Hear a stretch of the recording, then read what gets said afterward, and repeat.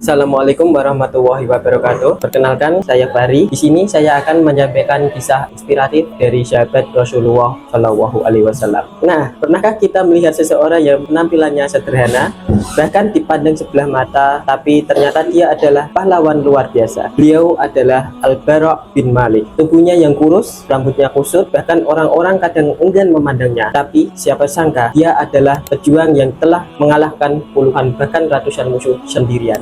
Sampai-sampai Umar bin Khattab pernah berkata, jangan jadikan Al-Bara' sebagai panglima, karena keberaniannya bisa membahayakan pasukannya. Artinya apa? Bukan karena dia lemah, tapi karena dia terlalu berani. Kisahnya yang paling luar biasa terjadi saat perang Yamamah, yaitu perang yang terjadi pada masa kepemimpinan Abu Bakar As-Siddiq dalam melawan Musailamah Al-Kadzdzab yang mengaku sebagai nabi. Pada saat itu, kaum muslimin terdesak. Musuh bersembunyi di dalam benteng yang sangat kuat, dikenal sebagai benteng kematian. Bahkan tidak ada yang mampu menembusnya. Lalu Al-Bara' maju dan berkata, letakkan aku di atas temeng dan angkatlah temeng itu dengan ujung tombak. Kemudian lemparkan aku ke dalam benteng dekat pintu gerbangnya. Kalau aku tidak gugur, maka aku akan membuka gerbangnya untuk kalian. Hal ini bukan strategi biasa. Ini hampir seperti misi bunuh diri. Namun karena keyakinan kepada Allah, dia tetap melakukannya. Kemudian ia dilempar ke dalam benteng sendirian di tengah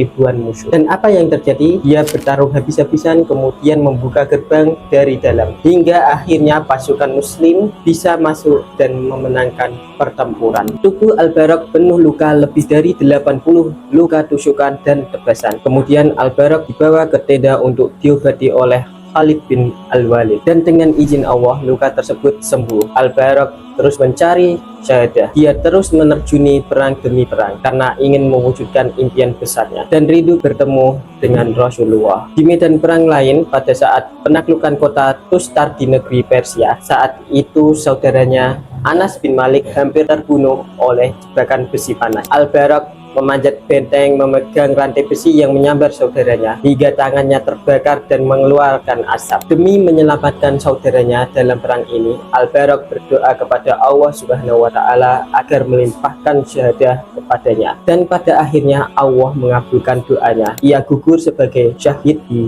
medan perang. Nah, kisah Al-Bara' mengajarkan kita bahwa nilai seseorang bukan dari penampilan, tapi dari iman dan keberanian. Dan juga pengorbanan sejati adalah ketika kita siap memberikan segalanya untuk kebenaran. Dan mungkin hari ini kita tidak di medan perang, tapi kita tetap bisa mempunyai keberanian yang sama untuk taat, untuk istiqomah, dan untuk membela kebenaran dalam hidup kita. Sekian, terima kasih dari saya. Assalamualaikum warahmatullahi wabarakatuh.